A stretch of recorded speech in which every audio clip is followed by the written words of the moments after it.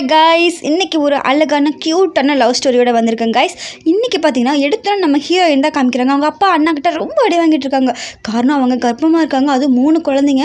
அதுதான் அவங்க அம்மா அடிச்சிட்ருக்காங்க. நீ கர்ப்பமாக இருக்கேன்னு நினச்சி கூட பார்க்க முடியல, ஏன் இப்படி பண்ணுற?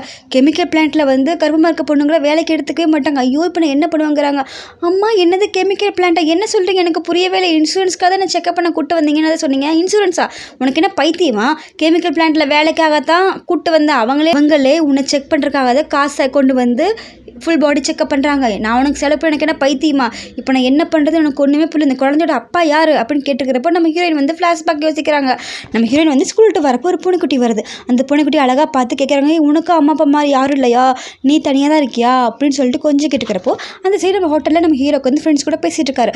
அவர் ஒரு மாஃபியா கேங் தலைவர், மிகப்பெரிய குடும்பம். நீ எவ்வளோ பெரிய குடும்பம், ஆனால் ஒரு குழந்தை கூட இல்லை, வாரிசு இல்லாமல் என்ன பண்ண போகிற? 30 வயசாச்சு, இன்னும் உனக்கு வந்து ஒரு கேர்ள் ஃப்ரெண்ட் இல்லை, ஒரு பொண்ணு கூட நீ தோட்டத்தில், ஏன் தான் இப்படி பண்ணுறே? உங்கள் அம்மா அப்பா ரொம்ப புலம்பிட்டு இருக்காங்க, உனக்கு எந்த மாதிரி பொண்ணுங்களை பிடிக்கும்னு சொல்லிட்டு பேசிட்டு இருக்கிறப்போ நம்ம ஹீரோ ஏதாச்சும் திரும்பி பார்க்குறாங்க. நம்ம ஹீரோயின் வந்து அந்த பூனைக்கிட்ட பேசிகிட்டு இருக்காங்க. நான் என்னை வீட்டுக்கு கூப்பிட்டு போகிறேன், அங்கே எங்கள் இருக்கிற ரூம்மேட்ஸ்க்கு எனக்கு ரொம்ப பிடிக்கும்னு சொல்லிட்டு பூனைக்கிட்ட கொஞ்சிட்டு பேசிட்டு போகிறப்போ நம்ம ஹீரோ சொல்கிறாரு, எனக்கு அனிமல்ஸ் எந்த பொண்ணுங்களுக்கு பிடிக்குமோ அந்த மாதிரி பொண்ணுங்களை எனக்கு பிடிக்கும்னாங்க.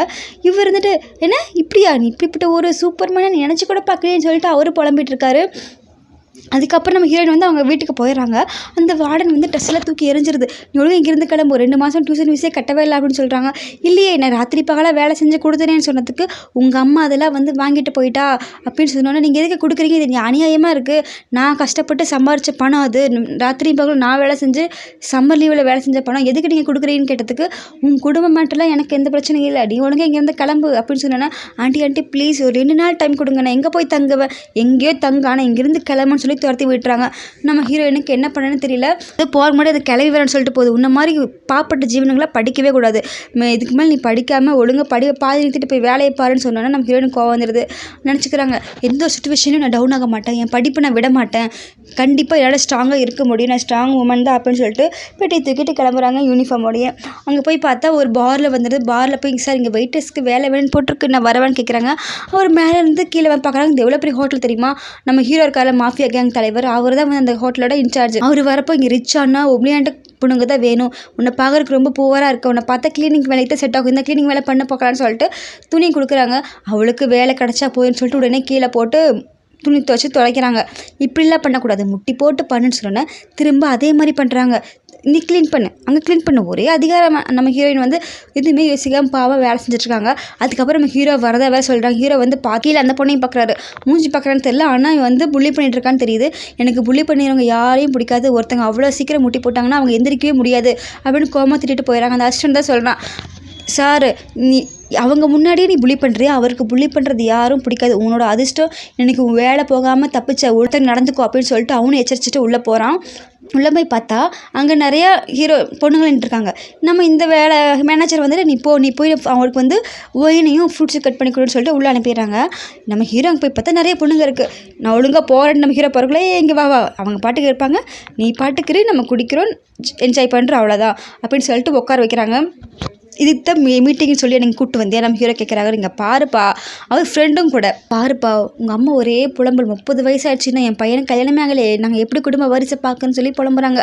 அவங்களுக்கு ஹெல்ப் பண்ணலான்னு தான் கூப்பிட்டு வந்தேன், இன்னொன்று எத்தனை நாளைக்கு தான் எந்த பொண்ணுமே தொடாமல் இருப்பேன் அப்படின்னு சொல்கிறாங்க. இவன் போகிறதுக்கு முன்னாடியே இந்த மேனேஜர்கிட்ட வந்து ஒரு விளக்க கொடுத்துட்டு போயிருப்பான், ஒரு மெழுகுவர்த்தி. அது வந்து மனசுங்களை உணர்ச்சி தூண்டுற மெழுகுவர்த்தி. அதை கண் காட்டும். உடனே என்ன பண்ணணும், பக்கத்தில் வந்து பற்ற வச்சிருவான். அது பற்ற வச்ச உடனே நம்ம ஹீரோக்குள்ள வந்து என்னமோ ஹீட் ஆகிற மாதிரியே ஃபீலிங் ஆகும். அப்போ இவன் யோசிப்பான், ஒர்க் அவுட் ஆகிடுச்சின்னு யோசிக்கிறப்போ, நீயே சொல்லு இந்த பொண்ணுங்களில் யார் பிடிச்சிருக்குன்னு கேட்குறப்போ அவன் வந்து தனக்குள்ளே ஏதோ மாற்றம் வருதுன்னு தெரிஞ்ச உடனே எல்லோரும் இங்கேருந்து போகணுன்னு கோமா கத்திட்டான். எல்லோரும் ஓடிட்டாங்க. அப்போ தான் நம்ம ஹீரோயின் வந்து அவனுக்கு அந்த ஃப்ரூட்ஸ் எல்லாம் கட் பண்ணி வச்சுட்டு அங்கேருந்து உட்காந்து எந்திரிச்சு போகிறக்குள்ளே கையை பிடிச்சிட்டா, நீ இங்கே இரு அப்படின்னு சொல்லிட்டான். அப்போ அந்த ஃப்ரெண்டு யோசிக்கிறேன், ஓ நம்ம ஹீரோக்கு இந்த பொண்ணு தான் பிடிச்சிருக்க போல அப்படின்ட்டு அவன் வெளியே போயிட்டான். பிடிச்சோன்னே அந்த பொண்ணு வந்து அப்படியே மடி மேலே பிடிச்சி இழுத்து மடி மேலே உட்கார வச்சு அப்படியே கீழே தள்ளிட்டான். அவளு, என்ன இப்படி பண்ணுறீங்க, விடுங்கன்னு, அந்த மாதிரி பொண்ணு கிடையாது, நான் இங்கே வந்து வேலைக்கு தான் வந்தேன், நீங்கள் நினைக்கிற மாதிரி சர்வீஸ்லாம் நான் பண்ண மாட்டேன் அப்படின்னு சொன்னோன்னே நம்ம ஹீரோக்கு அந்த விளக்கு ஸ்வாட்சுன்னு அந்த பொண்ணுக்கு ஒரு மாதிரி அப்படியே தண்ணியிலேயே மறந்துடும் அந்த பொண்ணு. இவனுக்கிட்ட போயிட்டு உனக்கு வயசுன்னு நீ அடல்ட்டு தானேங்கிறாங்க. எனக்கு 22 வயசு ஆச்சுங்குது அந்த பொண்ணு. உடனே உனக்கு நான் ரெஸ்பான்சிபிள் ஏற்றுக்கிறேன்ட்டு உடனே அந்த பொண்ணை கிஸ் பண்ணி அப்படி இப்படின்னு பண்ணிடுறாரு. அப்புறம் தான் இப்போ நம்ம ஹீரோயின் வந்து நிகழ்காலத்தில் யோசிச்சு பார்க்குறாங்க. அப்புறம் அவங்க அம்மா திட்டுறா, ஓ அப்போ உனக்கு அவன் யாருன்னே தெரியாதா, இப்போவே இந்த குழந்தை நீ அபார்ஷன் பண்ணி ஆகணும். அம்மா மனசாட்சியோடு பேசுங்க, 3 குழந்தை இருக்குது, ஏன் இப்படி பேசுகிறீங்க? எனக்கு அதெல்லாம் தெரியாது, நீ உடனே அபார்ஷன் பண்ணுற, போய் ஃபீஸ் கட்டிட்டு வா, போன்னு துரத்தி விட்றா. அவளும் வந்து வெளியே வந்துட்டு அழகாக எடுக்கிறா. என்ன பண்ணுன்னு தெரியல. சரி சொல்லிட்டு நம்ம ஹீரோவுக்கு அப்போ தான் ஃபோன் எடுக்கலான்னு நம்பரை பார்ப்பா. அந்த அன்னைக்கு பேசுனது ஞாபகம் வரும். நம்ம ஹீரோ எல்லாம் முடிச்சு வந்துருச்சோன்னா நம்ம ஹீரோயின் பயந்துகிட்டே உட்காந்துருப்பாங்க. உனக்கு எவ்வளோ பணம் வேணும்னு பார்க்குறீங்களா, மனுஷனை பார்த்தீங்களா எப்படி கொஷின் கேட்குறான்னு. நம்ம ஹீரோயின் வந்துட்டு கோவமாக திட்டுறா, நான் அப்படிப்பட்ட பொண்ணு கிடையாது, என்ன அந்த இடத்துல எனக்கு தண்ணிலே மறந்துருச்சு, நான் கான்சியஸே இல்லை, நீங்கள் நினைக்கிற மாதிரி நான் ப்ராஸ்டியூட் கிடையாது, நான் வந்து பணம்லாம் வாங்க மாட்டேன், ஏன் இப்படி பண்ணுறீங்க, எனக்கு ரொம்ப அசிங்கமாக இருக்குன்னு சொல்லிட்டு அழுவா. உடனே நம்ம ஹீரோ ஃபோன் நம்பர்லாம் வாங்கிட்டு சரின்னு சொல்லிட்டு அவர் போயிடுவார். நம்ம ஹீரோ இருந்துட்டு இப்போ தான் யோசிக்கிறா, திரும்ப அவருக்கு கால் பண்ணலாமா வேண்டாமான்னு யோசிச்சுட்டு ஒரு வழியாக வந்து மெசேஜ் அனுப்பிடுறேன், நான் வந்து இந்த ஹாஸ்பிட்டலில் இருக்கேன், ப்ரெக்னெண்ட்டாக இருக்கேன்னு சொல்லிட்டு அனுப்பிடுறேன். நம்ம ஹீரோ வந்து அப்போ தான் வந்து ஒரு மீட்டிங்கில் இருப்பார். அந்த அசிஸ்டண்ட்டுக்கு வந்து ஃபோன் ஒர்க் ஆகாதங்காட்டி இவங்க ஃபோனில் ப்ளூடூத் கனெக்ட் பண்ணி அங்கே ஸ்க்ரீன் போயிட்டுருக்கிறப்போ அந்த ஸ்க்ரீனில் வந்து மெசேஜ் வரும். நான் வந்து அவங்க பேரை சொல்லி, நான் இங்கே இருக்கேன், இப்போ 3 மாதம் ப்ரெக்னெண்ட்டாக இருக்கேன், இப்போ நீங்கள் அந்த ஆஸ்பத்திரியில் வந்து என்னை பிக்கப் பண்ணிக்கிறீங்களான்னு சொல்லி இருக்கும். அது பார்த்தா மக்கள் அங்கே இருந்த மீட்டிங் ஹாலில் இருந்தவங்க எல்லாருமே என்னது ப்ரெக்னெண்ட்டாக இருக்காங்களா, இவர் கல்யாணம் ஆகிடுச்சு அப்படின்னு பேசிட்டே இருக்கிறாங்க. அவங்க பேசிட்டே இருக்கிறத பார்த்துட்டு இவர் திரும்பி பார்த்து மெசேஜை பார்த்துட்டு அவருக்கு டென்ஷன் ஆயிடுது. என்னது கன்சீவாக இருக்காளா அப்படின்ட்டு வேகமாக அங்கேருந்து காரில் போயிடுவாங்க. காரில் போயிடனோன்னா இங்கே வந்து அவங்க அம்மா அண்ணன் உட்காந்துருப்பாங்களா, அவங்க வந்துட்டு என்ன பண்ணுவாங்க அப்படின்னா, என்ன காணவே இல்லை அப்படின்னு சொன்னோன்னா நர்ஸு வருவா, பில் கவுண்டரில் எப்போவோ க்ளோஸ் பண்ணியாச்சு, நீ இங்கே இன்னும் உட்காந்துருக்க அப்படின்னா, இப்போ பாத்தியாடா பில் கவுண்டர் வந்து க்ளோஸ் பண்ணியாச்சு, அப்போ அவன் அவங்கள்ட்ட எஸ்ஐ போயிருப்பா, சீக்கிரம் வாடா அவளை போய் பிடிக்கலான்னு சொல்லிட்டு அவங்க பின்னாடி ஓடி வராங்க. நம்ம ஹீரோயின் அப்போ தான் அந்த ரிப்போர்ட்டை வச்சு நின்றுருக்காங்க. அவர் வருவாரா மாட்டாரா, மெசேஜ் பார்த்துருக்காரான்னு கை கழுவி விட்டுவார். யோசிச்சுட்டு இருக்கிறப்ப கார் வந்து நின்னோன்னே வேகமாக இறங்கிடுவார். நீ என்ன சொல்லு, நீ உண்மையிலே கன்சீவாக இருக்கியான்னு கேட்குறாங்க. ஆமாம் 3 குழந்தைங்கன்னு சொல்லி ரிப்போர்ட்டில் காமிக்கிறாங்க. அவங்க அப்பா அம்மா சவுண்டு கேட்டு உடனே போங்கன்னு சொல்லிட்டு காருக்குள்ளே இது பண்ணி கார் போயிடுச்சு. சாரி உங்கள் காருக்குள்ளே ஏறிட்டேன், ரொம்ப முடியாத சுச்சுவேஷன், வெரி சாரின்னு சொன்னோன்னே சரி வான்னு சொல்லிட்டு உடனே ஹாஸ்பத்திரிக்கு கூப்பிட்டு போயிடாரு. ஹாஸ்பத்திரி வந்து அவங்க இவரோட டாக்டர் வந்து செக் பண்ணி பார்த்துட்டு, ஆமாம் 3 குழந்தைங்க இருக்குது அப்படின்னு சொன்னோன்னா அவனுக்கு சந்தோஷம். அதை வாங்கி பார்த்துட்டு நம்ம ஹீரோயின் பாவமாக கேட்குறா, என்ன குழந்தைங்கள அழைச்சிடுவீங்களா, இல்லை குழந்தைங்கள வாங்கிட்டு என்ன அனாதையை விட்டுருவீங்கன்னு கேட்டதுக்கு, ஹேய் நான் ஏன் அப்படிலாம் பண்ண போகிறேன், எனக்கு 3 குழந்தைங்களுமே ஓகே அப்படின்னு ஹீரோ சொல்கிறாரு. என்னது உங்களுக்கு ஓகேவா, ஆமாம் அப்படின்னு சொல்கிறக்குள்ளே அவங்க அப்பா அம்மா வந்துட்டாங்க. அவன் என்ன சொல்கிறது, எனக்கு 1 குழந்தை வேணும்னு கேட்டால் எனக்கு 3 குழந்தை கிடச்சிருக்கு, இனிமேல் நீதே என்னோட குடும்ப வாரிசு, என்னோட வீட்டு மருமு அப்படின்ட்டு அவங்க அம்மாவும் அப்பாவும் வராங்க. ரொம்ப சந்தோஷமாக இருக்குது, நீ எதுக்கும் கவலைப்படாத, உங்களை நாங்கள் பார்த்துக்கிறோன்னு சொல்லிட்டு ஆளுங்களெல்லாம் வர சொல்கிறாங்க. பார்த்தா அவங்க கை நிறைய பெட்டிகளாக இருக்குது. ஒன்றில் வந்து மூட்டையாக பணம் இருக்குது, 99.99 மில்லியன் இருக்காமா, அதில் நல்லா தங்க கட்டி ஜாடு பண்ணிட்டு நகைன்னு நிறைய காமிக்கிறாங்க. நம்ம ஹீரோயின் பார்த்துட்டு உடனே அவங்க அப்பா சொல்கிறாரு, இன்னும் இத்தனை வருஷத்தை அதாவது 100 வருஷமாக அவங்க இதில் ஒரே வாரிசு தானம்மா, இது ரொம்ப பீரிஷியஸான ஒரு விஷயம், ஒரே பிரசவத்தில் 3 குழந்தைங்க, நீ ரொம்ப எங்களுக்கு ஸ்பெஷல் தான் அப்படின்னு சொல்லிட்டு இந்த கிஃப்ட்டெல்லாம் உனக்கு தான் அப்படிங்கிறாங்க. நம்ம ஹீரோயின் வந்துட்டு அந்த ஜாட் பண்ணிட்டு நம்ம ஹீரோட அம்மா வந்து கொடுக்குறாங்க. இது எனக்கான்னு கேட்டு, ஆமாம் உனக்கு தான், அப்போ நீங்கள் உண்மையிலே குழந்தைகிட்ட என்ன பிரிக்க மாட்டிங்களா, நாங்கள் ஒன்று பிரிக்க போகிறோம், அந்த குழந்தையோட அம்மாவும் நீ தான், எங்களோட மருமகளும் நீ தான், நாங்கள் சந்தோஷமாக ஏற்றுக்கிறோம் அப்படின்னு சொல்லிட்டு இவங்க என்ன பண்ணுறாங்க, ரொம்ப சந்தோஷமாக சிரிக்கிறாங்க. நம்ம ஹீரோ வந்துட்டு அவங்க பார்த்துட்டு உடனே அவள் பயந்தால அதனால கையை பிடிச்சிட்டு நீ இப்போவே எங்க கூட கிளம்பி வாங்குறாங்க, எங்கேன்றதுக்கு நாளைக்கு ரிஜிஸ்டர் ஆஃபீஸில் போய் உடனே மேரேஜ் பண்ணிக்கலாம்னு சொன்னதுக்கு நம்ம ஹீரோயின் வந்து உண்மையாவான்னு கேட்குறேன். ஆமான்னு சொன்னேன்னா சரி நான் என்னோட ரெஜிஸ்டர் புக்கு எங்கிட்ட இல்லை, வீட்டில் தான் போய் எடுக்கணும்னு சொன்னேன். சரி போ அப்படின்னு சொல்லிட்டு வீட்டுக்கு அனுப்பி வைக்கிறாங்க. நம்ம ஹீரோயின் வீட்டுக்கு வந்து உடனே தேடுறதெல்லாம் எங்கே இருக்குன்னு தேடுறப்ப பார்த்தா அவங்க அப்பாவோ அவங்க அம்மாவோ அண்ணனோட கண்ணில் மாட்டிக்கிட்டா. அவள் எவ்வளோ தைரியம் தான் விட்டு போயிருப்பான்ட்டு அப்போ தான் கோபம் வராங்க.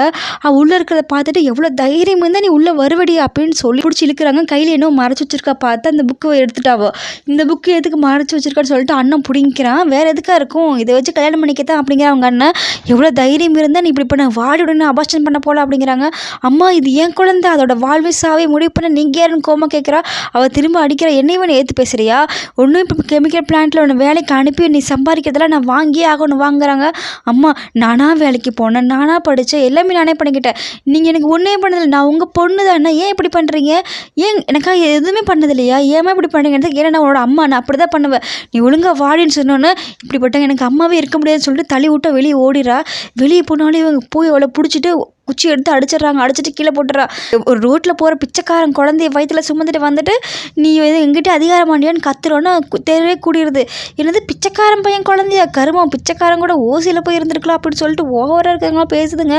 அவர் பிச்சைக்காரர் இல்லை, அவர் பேர் சொல்லிட்டு அவர் மிகப்பெரிய டான் அப்படிலாம் சொல்கிறாங்க. என்னது அந்த டானுக்கு ஒன்று பிடிக்குமே, எங்களை பார்த்து உனக்கு என்ன பைத்தியக்கார மாதிரி தெரியுதா, ஒழுங்காக என் கூட வந்து நீ அபார்ஷன் பண்ணிக்கோங்கிறாங்க, அதெல்லாம் முடியாதுன்னு சொல்லிட்டு அழுதோன்னே என்ன பண்ணுறான், ஃபோன் வந்துடுது.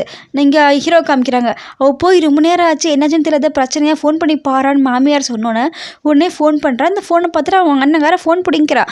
பார்த்தியா இவன் அந்த ஆள் ஃபோன் பண்ணுறான் போல், அந்த பிச்சைக்காரனே ஃபோன் பண்ணுறான் போல் அப்படின்னு சொல்லிட்டு நம்ம ஹீரோயின்ட்ட கொடுத்தோட ஹீரோயினை என்னாச்சுமா நீ என்ன கிளம்பல, இல்லை கிளம்பிட்டு கொஞ்சம் நேரத்தில் வந்துடுன்னு நம்ம ஹீரோ கிட்ட சொன்னோன்னே உடனே குச்சி வச்சு அடிக்கிற ஆண் கற்று நம்ம ஹீரோக்கு பதட்டமாயிருது. அங்கே என்னவோ பிரச்சனை போல இருந்து சீக்கிரம் போடான்ட்டு போனோன்னா அவங்க அப்பா எல்லோரும் கிளம்புறப்போ நீ வெயிட் பண்ணு, என்ன போலீஸ் கமிஷனரை நான் அங்கேயே போக சொல்கிறேன் அப்படின்னு சொல்லிட்டு அவங்க அப்பா சொல்லிட்டாரு. இங்கே வந்து இதுக்கு வந்து அடிச்சுக்கிட்டே இருக்குங்க.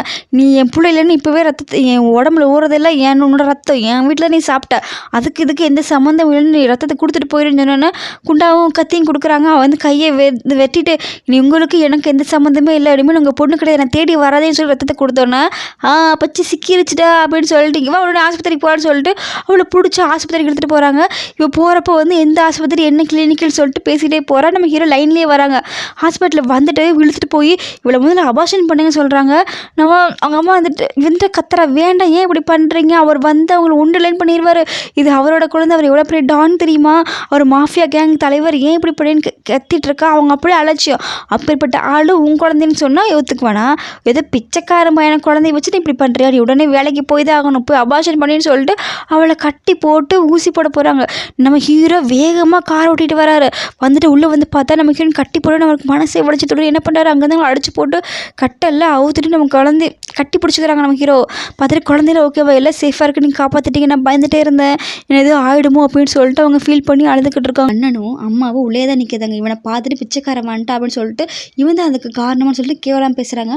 அப்பன்னு பார்த்து 2 போலீஸ்காரங்க வந்துட்டாங்க. வாங்க சார் வாங்க, இவன் தான் சின்ன பிள்ளைய ரேப் பண்ணிட்டான் பாருங்கள், இந்த பிச்சைக்கார பையனுக்கு 3 குழந்தைங்களம்மா அபார்ஷன் பண்ண விட மாட்டேங்கிறாங்க அப்படின்னு சொன்னோன்னே நம்ம ஹீரோ வந்துட்டு இந்த மொத்த கிளினிக்குமே பேங்க் அவுட் ஆகும்னு சொன்னதுக்கு சார் நாங்கள் பார்த்துக்கிறோம் சார் போலீஸ்கார சொன்னானே. அவனுக்கு அப்போ தான் போய் இவர் தான் அவர், எங்களை மன்னிச்சிருங்க சார் கீழே காலில் விழுந்து கத்துறாங்க. உடனே தூக்கிட்டு போய் போட்டுன்னு சொன்னோன்னா அவங்களாம் பிடிச்சி இழுத்துட்டு போயிடுறாங்க. நம்ம ஹீரோயின் வந்து அப்போ தான் அழுதுட்டு கட்டி பிடிச்சிக்கிறாங்க நம்ம ஹீரோவை. ஒரு வழியாக நம்ம ஹீரோயினை வீட்டுக்கு கூட்டு வந்துட்டார். அதுவும் குறுக்கு குட்டி மாதிரி கையிலேயே தூக்கிட்டு வராங்க. அவங்களோட கால் பாதம் தரையில் பட முடியாத அளவுக்கு அப்படி கூட்டு வராரு. பக்கத்தில் இருந்த அசிஸ்டன்ட் வேறு, சார் 30 வருஷத்தில் நீங்கள் ஒரு பொண்ணு கூட தொட்டதில்லை, ஒன்று கூட வந்ததில்லை, ஆனால் பாருங்களேன் இப்போ சிஸ்டர் இல்லாம கையில் தூக்கிட்டு காலில் தரையிலே படுக்க விடாமல் பண்ணுறீங்க, நீங்கள் எந்த அளவுக்கு பெரிய ஹஸ்பண்டாக இருக்கீங்க தெரியுமா, அவங்கள பார்க்க ரொம்ப சந்தோஷமாக இருக்குது, உங்களுக்கு குட் ஸ்ட்ரென்த் இருக்குது, குட் இது இருக்குது அப்படின்னு சொல்லிட்டு இருக்கிறப்ப நம்ம ஹீரோயினில் நானே நடந்துக்கிறேன் அப்படின்னோடனே நம்ம ஹீரோ அவனை முறைச்சிட்டு தூக்கிட்டு போகிறாங்க. பரவாயில்ல சார், நீங்கள் இந்த அளவுக்கு ஓவராக ஹஸ்பண்டாக இருப்பீங்கன்னு நினச்சேன், சந்தோஷமாக தான் இருக்குது அப்படின்ட்டு அவனும் போகிறான். வீட்டுக்குள்ளே வந்து பார்த்தா நம்ம ஹீரோயின் மயக்கமாயிட்டாங்க. அவங்க அப்பா அம்மா வந்துட்டு என்னாச்சு ஏதாச்சுன்னு சொல்லி பதட்டமாக கேட்குறப்போ உடனே நான் மருத்துவருக்கு கால் பண்ணுறேன் அப்படின்னு சொல்லிட்டு கொஞ்சம் ஹீரோயினை படுக்க வச்சுட்டாங்க. மருத்துவரெலாம் வந்து பார்த்துட்டு அவங்க ரொம்ப வீக்காக இருக்காங்க, நல்லா ஃபுட்ஸ் கொடுங்க, 3 குழந்தைங்க இருக்குது, பத்திரமா பார்த்துக்கணும் அப்படின்னு சொல்லிட்டு அவர் போகிறாரு. அதுக்கப்புறம் இவங்க பேசிகிட்டு இருக்காங்க. என்ன தைரியம் இருந்தால் அவங்க அம்மா அப்பா நம்ம குழந்தைய வந்து கலைக்க பார்த்துருப்பாங்க, இவங்களும் அம்மா அப்பா இருக்கிறக்கே தகுதி இல்லை, ஏன் இப்படியெல்லாம் பண்ணிகிட்டு இருக்காங்க, நீ இனிமேல் அவளை பத்திரமா பார்த்துக்கணும், உன்னோட மருமகளை பார்த்துக்கிறது உன்னோட வேலைன்னு சொல்லி நம்ம மாமியாருக்கு அட்வைஸ் பண்ணிவிட்டு போகிறப்போ அந்த வேலைக்காரி வந்து சார் அவங்களுக்கு உடம்பெல்லாம் தொடச்சி விடணும், நீங்கள் தொடச்சி விடுங்க அப்படின்னு சொல்லிட்டு துணி வாங்கிட்டு நம்ம ஹீரோ உள்ளே போகிறாரு. பார்த்தா அப்போ தான் ஹீரோயின் கெட்ட கனவு கண்டு எழுந்திரிச்சு நம்ம ஹீரோவை பார்க்குறாங்க. பார்த்துட்டு ஒன்றும் கவலைப்படாத, நான் இருக்க எதுக்கும் கவலைப்படாத அப்படின்னு சொல்கிறாங்க. சொல்லிட்டு அவங்க அப்படியே உடம்பெல்லாம் தொடச்சி விடுறாங்க. அப்படியே கையை இல்லை வேண்டாம் அப்படிங்கிறாங்க.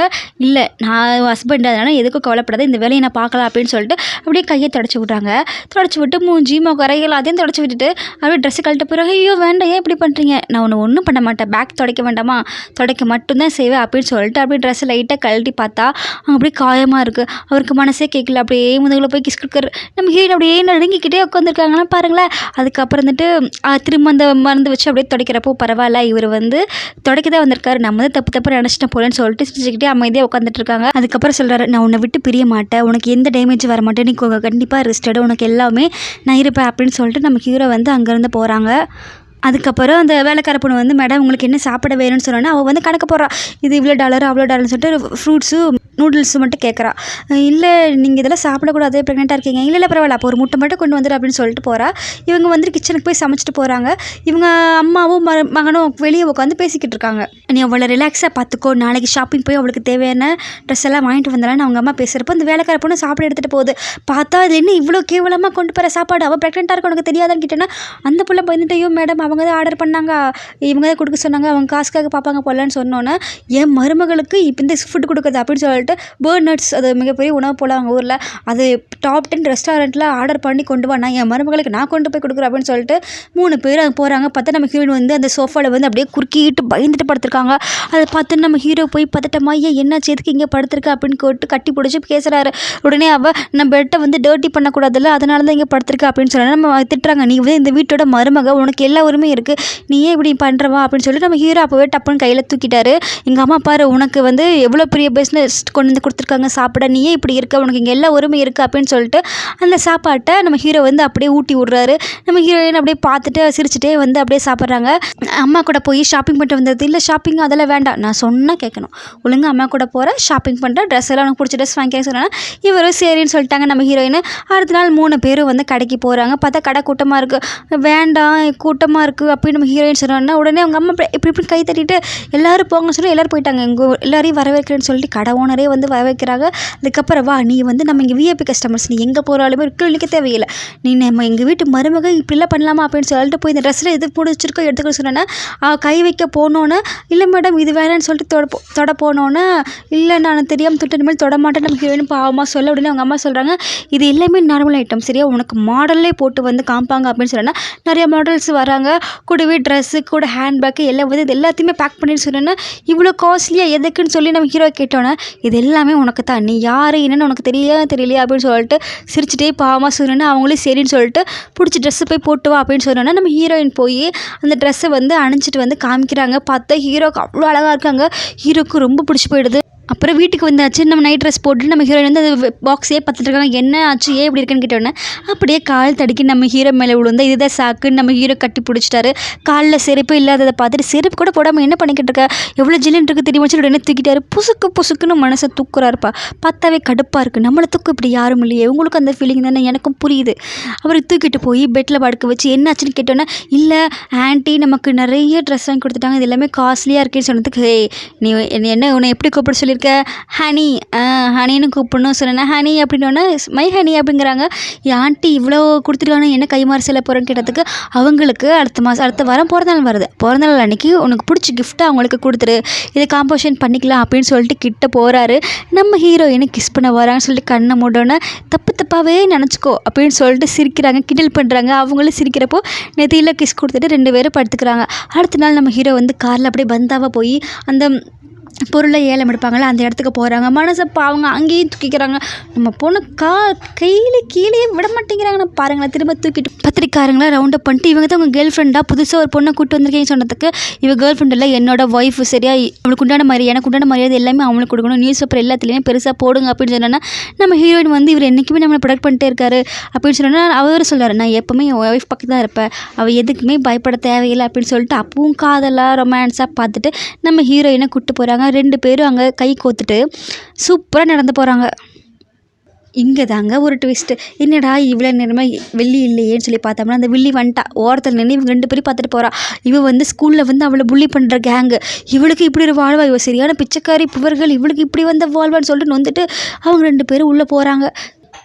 அந்த ஏழை இருக்க இடத்துல நிறைய பேர் இருக்காங்க. நம்ம ஹீரோயின் ஃபர்ஸ்ட் ப்ளேஸில் உட்காந்தோன்னே அந்த வில்லிங்க அவங்க 2 பேர் வராங்க. வந்துட்டு அவர் வந்து எவ்வளோ பெரிய ஆள், இவையே பக்கத்தில் உட்காந்துருக்கு, இவ சரியான பிச்சைக்காரி அப்படின்னு சொல்லிட்டு அவங்கள வந்து எதாவது பண்ணலான்னு சொல்லிட்டு கேட்குறாங்க. மற்றவங்களாம் என்ன இவர் பக்கத்தில் வந்து இப்படி ஒரு உமனா, இவங்க யாராக இருப்பாங்க அப்படின்னு தெரியல. இவ வந்து கிட்ட நம்ம மாஸ்டர் கிட்ட பேசலான்னு வரப்போ பார்த்தா இது விஐபி சீட்டிங்கில் வரக்கூடாது அப்படின்னு சொன்னோன்னே ஆமாம் நாங்கள் வரக்கூடாது, அந்த பிச்சைக்காரியே உட்காந்துருக்கா அப்படின்னு சொல்லி கேட்குறாங்க. ஹலோ அவங்க வந்து மேடம் தான், எங்கள் மேடம் சாரோட ஒய்ஃபு. என்னது ஒய்ஃபா, அவளுக்கு ஆச்சரியம், இவெல்லாம் வந்துட்டாளா அப்படின்னு சொல்லிட்டு, சரி நம்ம லோ லெவல் அப்படின்னு சொல்லிட்டு பேசிகிட்டு இருக்கிறப்போ நம்ம ஹீரோ கேட்குறாரு, அவள் யாருன்னு உனக்கு தெரியுமா? எனக்கு தெரியும், ஸ்கூலில் எங்களை புள்ளி பண்ணிட்டே இருப்பா அப்படின்னு சொன்னோன்னே, நீ கவலைப்படாத, உனக்கு நான் இருக்கேன், நீ எங்கள் குடும்பத்தோட மருமக, உன்னை யாருமே ஹேட் பண்ண விட மாட்டேன் அப்படின்னு சொன்னோன்னே, ரொம்ப நன்றி, எனக்கு தெரியும் நீங்கள் பண்ண மாட்டீங்கன்னு சொல்லி அவங்க பேசிகிட்டு இருக்கிறப்போ அந்த ஆடிஷன் வர ஆரம்பிச்சது. இவங்க போய் உட்காந்துடுறாங்க. ஃபஸ்ட்டு ஆடிஷன் பார்த்தோம்னா ஒரு பெரிய தை ராணியோட கிரீடம் மாதிரி இருக்குது. அது 1,00,000 யான்னு சொல்கிறாங்க. நம்ம ஹீரோ அதை பார்த்து ரொம்ப வேல்யூபிள் திங்ஸ், இது கண்டிப்பாக நீங்கள் வாங்கணும் அப்படிங்கிறாங்க. அங்கே இருக்கிறவங்களாம் சிரிக்கிறாங்க.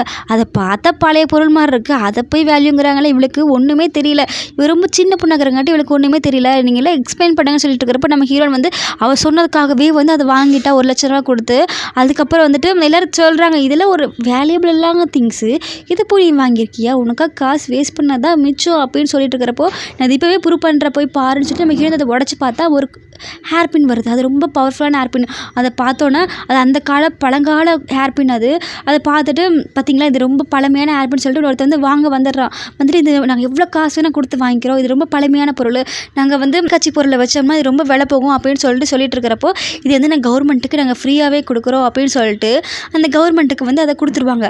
அதுக்கப்புறம் சரி அடுத்த பொருள் பார்க்கலான்னு சொல்லிட்டு உட்காந்துக்கிறப்போ ஒரு பெயிண்டிங் வரும். அந்த பெயிண்டிங் அதுவும் பழைய காலத்து ஒருத்தர் வரைஞ்ச பெயிண்டிங்கு. இந்த பெயிண்டிங் வாங்க நம்ம ஹீரோ சொல்கிறப்ப, இல்லை வேண்டாம், இது அந்த பெயிண்டிங் ஒரிஜினல் இல்லை, டூப்ளிகேட்டு, நல்லா பாருங்களேன், கலர் காம்பினேஷன் அப்போ இருந்துக்கு இப்போ இருக்குது, ரொம்ப டிஃப்ரெண்ட்டாக தெரியுது அப்படின்னு சொல்லி பேசிகிட்டு இருக்கிறப்போ, என் பொண்டாட்டி ரொம்ப அறிவாக இருக்கா போகிறோம், அவளுக்கு இந்த மாதிரி அறிவுகள் நிறையா இருக்க போல் அப்படின்னு சொல்லிட்டு இருக்காங்க. ஆமாம், எனக்கு இதை பற்றி கொஞ்சம் அறிவு அதிகம் தான் சொல்லி அவளும் சிரிச்சுக்கிறா.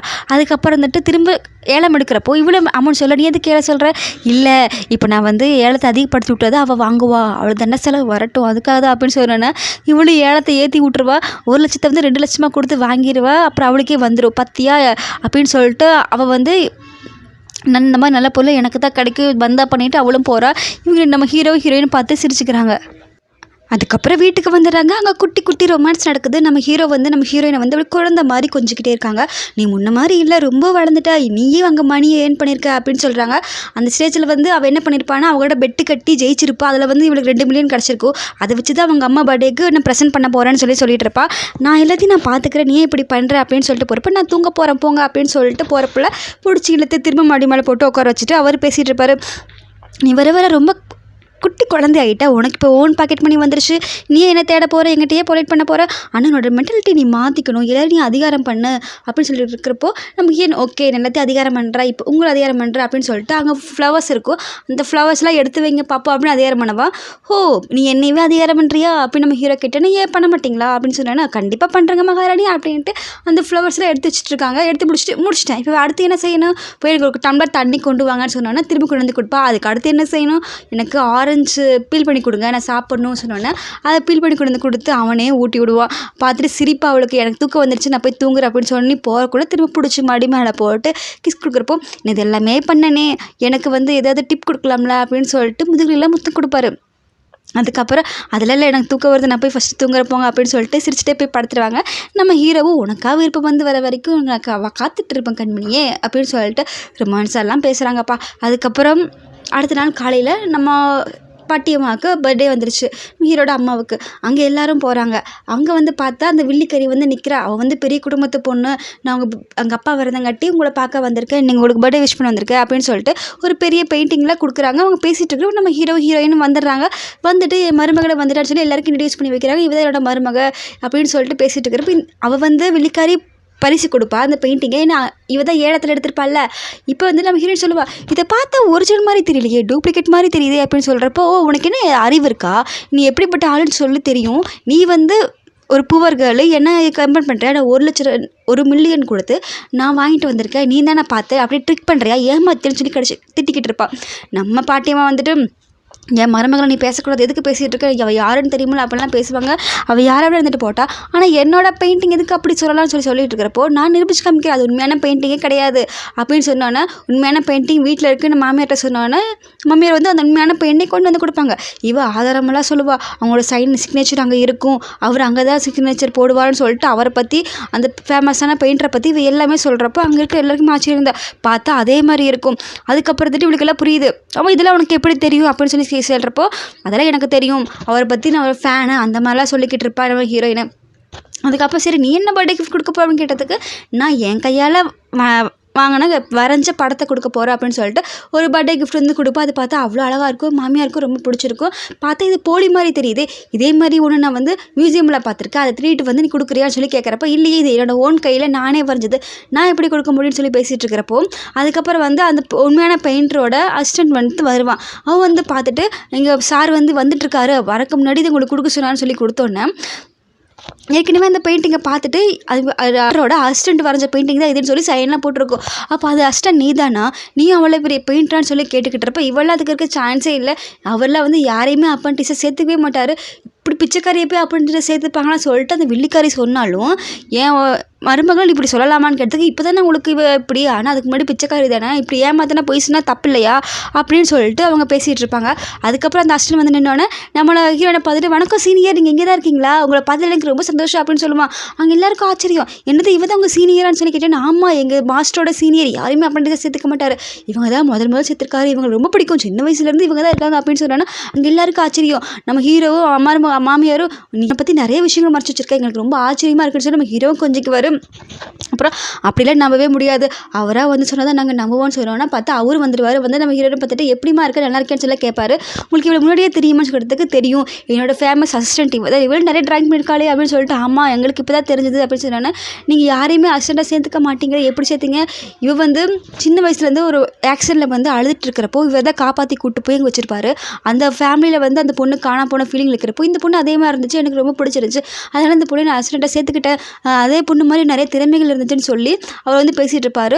அந்த அப்போ அந்த பொண்ணு வந்து மியூ ஃபேமிலி, அந்த பொண்ணு காணாம போச்சு உங்களுக்கு தெரியுமா, ஆமாம் தெரியும், அந்த பொண்ணோட கழுத்தில் கூட ஹார்ட் ஷேப்பில் பர்த் மார்க் இருக்கும் அப்படின்னா சொல்லிட்டு போவார். அதுக்கப்புறம் அந்த பர்த்டே பார்ட்டி அங்கே ஒரு அளவுக்கு முடிஞ்சிட்டு நைட்டு வீட்டில் படுக்கிறப்ப வந்து நம்ம ஹீரோ இருப்பார். நீ எல்லா விஷயங்களும் மறைச்சிடத்துல நீங்கள் சொல்லவே வேண்டாம், அதுக்கு ஒன்று கண்டிப்பாக உனக்கு பனிஷ் பண்ணியே ஆகணும்னு சொல்கிறாங்க, உனக்கு எந்த மாதிரி பனிஷ்மெண்ட் வேணும்னு சொல்கிறாங்க, நீ ஏன் இப்படி பேசிகிட்டு இருக்க, அவங்க வந்து வெக்கப்படுறாங்க, நீ அப்ரசன்ட் வந்து எங்கிட்ட ஏன் சொல்லவே இல்லை அப்படின்னு கேட்குறப்போ நீங்கள் கேட்கவே இல்லை அதனால நான் சொல்ல, இன்றைக்கி இப்போ அம்மா கேட்டாங்க அதனால நான் சொன்னேன் அப்படின்னு சொல்லிட்டு இருக்கிறப்போ நம்ம ஹீரோ வந்து என்ன பண்ணுறாங்க, அந்த துணியை வச்சு அவங்க கழுத்து கையெல்லாம் தொடச்சிட்ருக்காங்க. உன்னோட கழுத்து ரொம்ப அழகாக இருக்குது அப்படிங்கிறாங்க, ரொம்ப அட்ராக்டிவாக இருக்குன்னு சொன்னேன்னா உங்களை பார்த்தா எனக்கு பயமாக இருக்குது, நீங்கள் ஒரு வேளை வேம்பியராக இருப்பீங்களோ, இருக்கலாமே, இனிமேல் எதாக இருந்தாலும் என்கிட்ட சொல்லணும், ஃப்யூச்சரில் என்கிட்ட எதுவுமே மறக்கக்கூடாது அப்படின்னா ஓகே உங்ககிட்ட நான் எல்லாமே சொல்லிடுவேன் அப்படின்னு சொன்னோன்னே நீ அப்போ தான் கேட்குறாரு அவர் எப்படி நீ மீட் பண்ண, உனக்கு அப்படி அவரை எப்படி தெரியும்னு சொல்லி கேட்டேன்னா அவர் தான் சொல்லுவார், எனக்கு 6 வயசுக்கு மேலே நடந்தது எதுவுமே ஞாபகம் இல்லை, ஒரு காய்ச்சல் எல்லாமே மறந்து போச்சு, ஆனால் இவர் வந்து நாங்கள்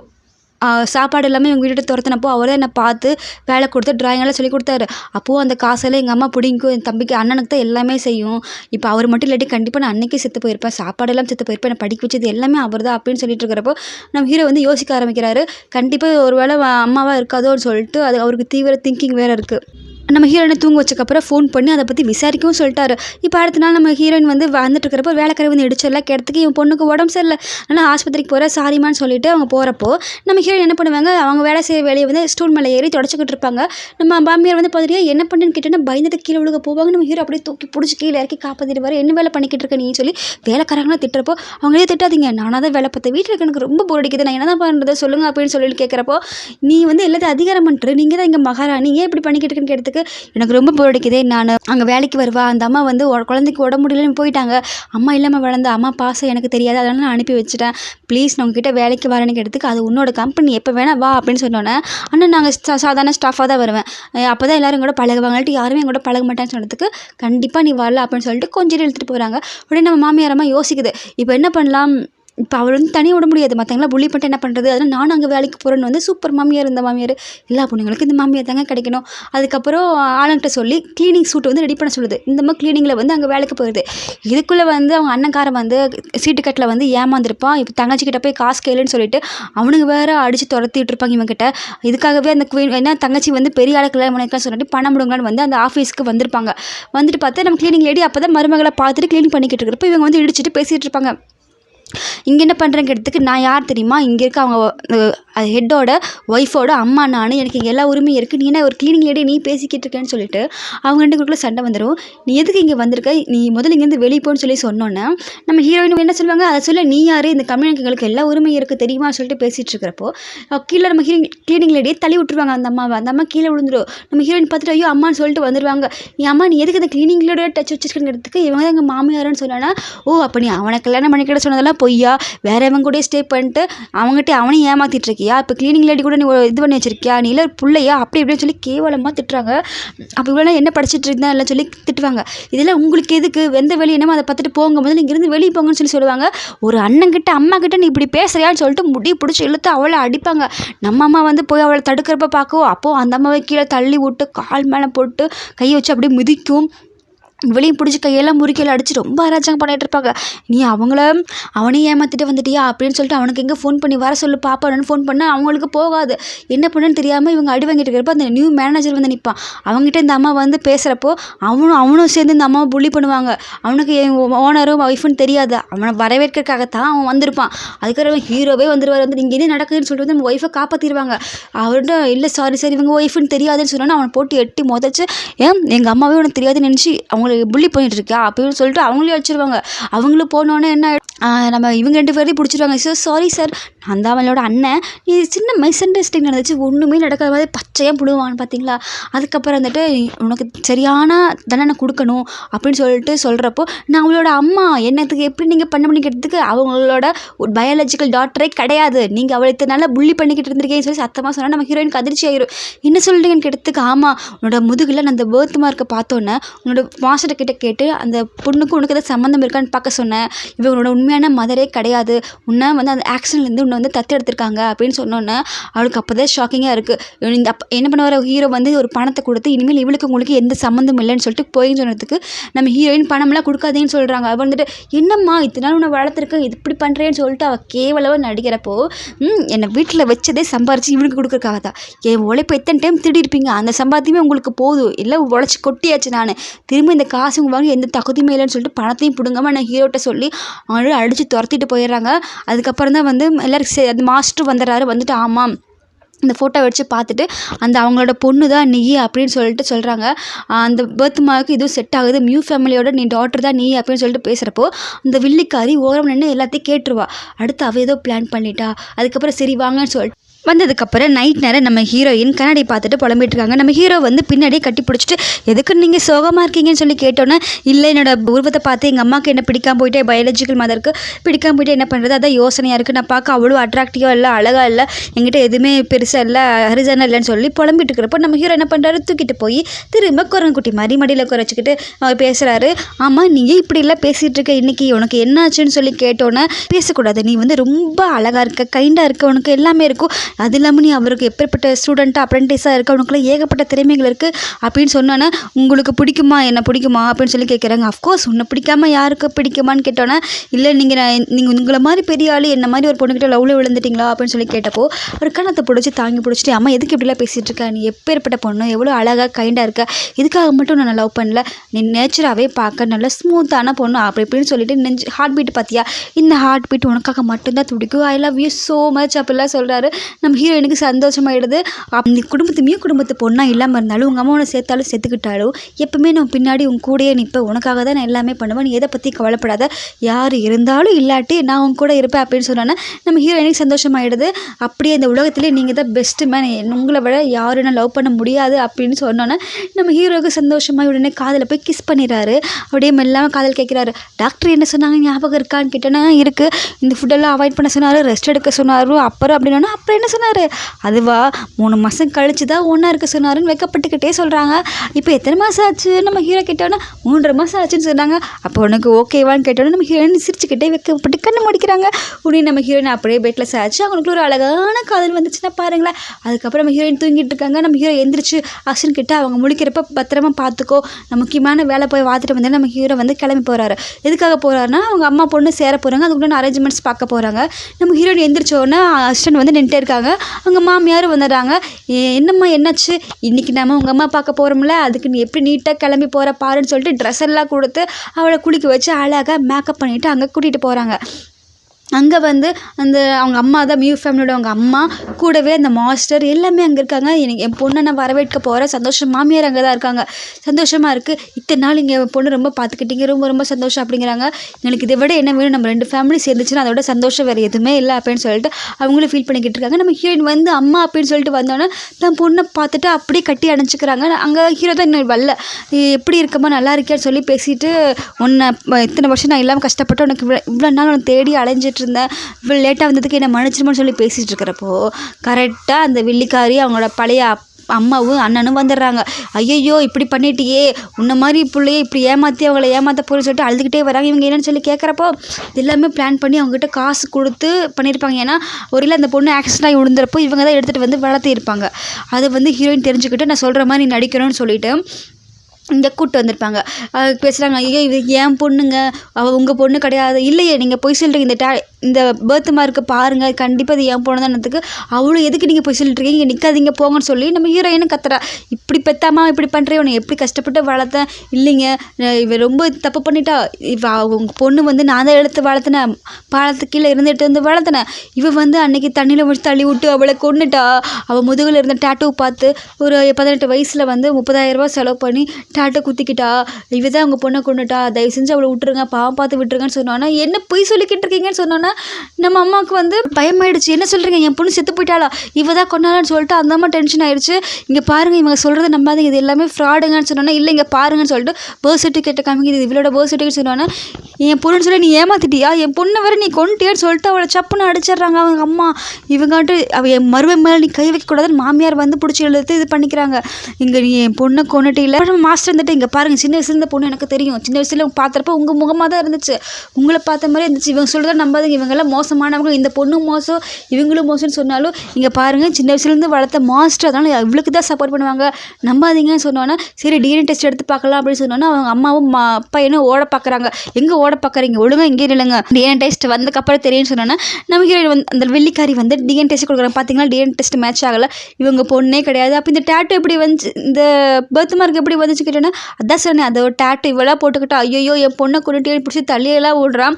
அப்புறம் அவளை அடிக்கிறப்போ உங்கள் அண்ணங்காரன் வந்துட்டு இப்படிப்பட்ட பொண்ணாக இருப்பியா நீ சொல்லிட்டு கேக்கு கொண்டு வந்து காதலே போட்டு அவளை அடிச்சு கீழே தள்ளி விட்டுறான். நம்ம ஹீரோ வந்து வேகமாக அவளை தாங்கி பிடிச்சிட்டு என் பொண்டாட்டி மேலே யாராவது கை வச்சிங்க அவ்வளோதான் கத்துறாரு. இப்படிப்பட்ட பொண்டாட்டிக்கு நீ சப்போர்ட் பண்ணுறியா, அவருக்கு ஒரு பொண்ணை வந்து கொண்டுட்டு இப்போ என் பொண்ணு சொல்லி நாடகம் ஆடிட்டு இருக்கேன்னு உடனே போலீஸில் பிடிச்சி கொடுக்குறேன்னு சொல்லி சொல்கிறாங்க. நம்ம மாமியார் வந்து கிட்ட வந்துட்டு அவள் அப்படிப்பட்ட பொண்ணு கிடையாது, நீங்கள் தப்பாக பேசிகிட்டு இருக்கீங்க அப்படின்னு சொன்னோன்னா ஹீரோ வந்து பர்ஸ் டிஎன்ஏ டெஸ்ட் கூட மாறி இருக்குது அப்படின்னு சொன்னோன்னே இவங்க உங்கள் பொண்ணு நான் நிரூபிக்க பார்த்துட்டு அவங்களோட பழைய காலத்து பெட்டி கொண்டு வந்து காமிச்சோன்னே இது எங்கள் பெட்டி கொண்டாங்க அப்படின்னு சொல்லிட்டு நம்ம அம்மா வந்து பிடுங்க போகிறப்போ வெயிட் பண்ணுங்க, இவதான் உங்கள் பொண்ணு நான் கண்டுபிடிச்சி சொல்கிறேன், இந்த பெட்டி அவளை தவிர வேறு யாரும் ஓப்பன் பண்ண முடியாதுல்ல, அவங்கள பழைய காலத்து ஜாட் பண்ணிட்டு உள்ளே இருக்குல்ல, இப்போ இதை ஓப்பன் பண்ணுவான்னு சொன்னோன்னே எல்லாரும் ஆச்சரியம், அவளுக்கு பயமாயிடுச்சு எங்கே இதாயிருன்னு சொல்லிட்டு நம்ம ஹீரோயின் வந்து இடது கையை வச்சோன்னே ஓப்பனே ஆகலை. பார்த்தீங்களா அப்போ இவங்க பொண்ணே கிடையாது அப்படின்னு சொன்னோன்னே அவங்க அம்மா அழுக ஆரம்பிச்சிடறா. அந்த பொண்ணு வந்து நான் உங்களோட பொண்ணு கிடையாதா, ஆனால் ஏன் இப்படி ஆச்சுன்னு சொல்லிட்டு ஃபீல் பண்ணுறவ அவங்க அம்மாவும் என் பொண்ணு இல்லையா செத்து போயிட்டாரான்னு சொல்லிட்டு ஃபீல் பண்ணி மயக்கம் போட்டு விழ போகிறப்போ நம்ம ஹீரோயின் தாங்கி பிடிக்கிறப்ப அவங்க வந்து தள்ளி விட்டுறாங்க. நம்ம ஹீரோயின் அங்கேருந்து டேபிளில் போய் மண்டை இடிச்சுக்கிற உடனே பழசெல்லாம் ஞாபகம் வந்துடுது. அவங்க அப்பா வந்து அவங்ககிட்ட பேசினதெல்லாம் ஞாபகம் வருது. நம்ம ஹீரோ வந்து தாங்கி பிடிச்சோன்னா எனக்கு பழசெல்லாம் ஞாபகம் வந்துடுச்சு, எங்கள் அப்பா கையில் வச்சது வலது கையில் இல்லை இடது கையில் இல்லை வலது கை அப்படின்னு சொன்னோன்னா கொண்டாங்க நான் நிரூபிக்கிறேன்னு சொன்னோன்னே அதை வச்சு ஓப்பன் பண்ணோன்னா ஓப்பன் ஆகிடும். எல்லாருக்கும் அவளுக்கு சந்தோஷமாகிடும். பார்த்தா உள்ள ஜாட் பண்ணிட்டு இருக்குது, எங்கள் அப்பா பேர் இது எங்கள் அம்மா பேருன்னு சொல்லிட்டு எதிர்த்து பார்க்கக்குள்ளே அவங்க அம்மா இருந்துட்டு ஐயோ சாரிம்மா தப்பு பண்ணிட்டப்பா என்ன மன்னிச்சிருமான்னு கையெடுத்து கம்பளக்குள்ள அம்மா நீங்கள் எதுக்கு மன்னிப்பு கேட்குறீங்க, உங்கள் மேலே எந்த தப்பும் இல்லை, நம்மளை இந்த அளவுக்கு பண்ண வச்சது இவ தான் காரணம், இவங்க தான் என்னை எவ்வளோ கொடுமைப்படுத்தினாங்க தெரியுமா அப்படின்னு சொன்னோன்னா உடனே போலீஸில் பிடிச்சிட்டு போங்கன்னு சொன்னோன்னா டிஎன்ஏ டெஸ்ட் மாறி வச்சதும் இல்லாமல் இங்கே வந்து பேசிகிட்டு இருக்கே சொல்லிட்டு ஹீரோ கோவமாக அவளை போலீஸில் பிடிச்சி கொடுத்து உங்கள் அப்பா காக்கத்தினால நான் பார்த்தேன், ஆனால் நீ என் பொண்டாட்டி இன்சல்ட் பண்ணிட்டல, உனக்கு உண்டான தானே நான் கடைக்கு ஒழுங்கு இவ்வளோ இழுத்துட்டு போங்கன்னு சொல்லிட்டு 3 பேர்த்து ஓரளவுக்கு இழுத்துட்டு போயிட்டு அவங்க கம்பெனி இருக்கிற ஷேர்ஸ் எல்லாம் வாங்கிட்டு இனி எங்களுக்கு இல்லை இவங்க கம்பெனி நான் ட்ராக் பண்ணுறேன்னு சொல்லிட்டு போயிடுறாங்க. நம்ம அம்மா வந்து மகளே நீ தான் என் மகளா, சாரி அம்மாவுக்கு வயசாகிட்டே போகுது, என்னோட கம்பெனி ஷேர் இல்லை நீ தான் பார்த்துக்கணும், எல்லாத்தையும் கூட ஹேண்ட் அவுட் பண்ணிடுறேன் அப்படின்னு சொன்னோன்னா அவளு சந்தோஷமாக சொல்லிடுறாங்க. நீங்கள் ரொம்ப கைண்ட்ஃபுல்லாக இருக்கீங்க மாப்பிள்ளை, உங்கள் கண்டிப்பாக நீங்கள் இவளை தான் நீங்கள் பார்த்துக்கணும், இவளையும் சொத்தையும் சேர்ந்து நீங்கள் பார்த்துக்கணும்னு சொன்னோன்னா பற்றி எதுவும் வேண்டாம், என்னோடய ட்ரெஷர் நீ தான் எப்போவுமே உன் சைடு இருப்பேன், என்னோடய மேரேஜ் ப்ரப்போசல் நீ அக்செப்ட் பண்ணிக்கிறியா, I make it today, I love you so much அப்படின்னு சொல்லிட்டு ப்ரப்போஸ் பண்ணுறாங்க. நம்ம ஹீரோயினும் என்னை மேரேஜ் பண்ணிப்பேன் கேட்டால் நம்ம ஹீரோயின் சந்தோஷமாக தலையை அமைச்சிக்கிறாங்க. அந்த மோதிரத்தை அழகாக கையில் போட்டு விட்டு 2 பேரும் ஹக் பண்ணி சுற்றிக்கிறாங்க. அதோடு இந்த கதை முடிஞ்சது. ஒரு க்யூட்டான லவ் ஸ்டோரி. இந்த மாதிரி ஹஸ்பண்ட் இந்த மாதிரி மாமியார் கண்டிப்பாக எல்லாம் ரொம்ப பிடிக்கும்னு நினைக்கிறேன். இந்த ஸ்டோரி உங்களுக்கு பிடிச்சிருந்தனா மறக்காமல் கமெண்ட் பண்ணி லைக் பண்ணி ஷேர் பண்ணுங்கள் மக்களே. எனக்கு இந்த ஸ்டோரி ரொம்ப ரொம்ப பிடிச்சிருக்கு. ரொம்ப க்யூட்டான ஸ்டோரி, ரொம்ப ஆசையாகவும் இருக்குது, பொறாமையாக இருக்குது. நன்றி, வணக்கம்.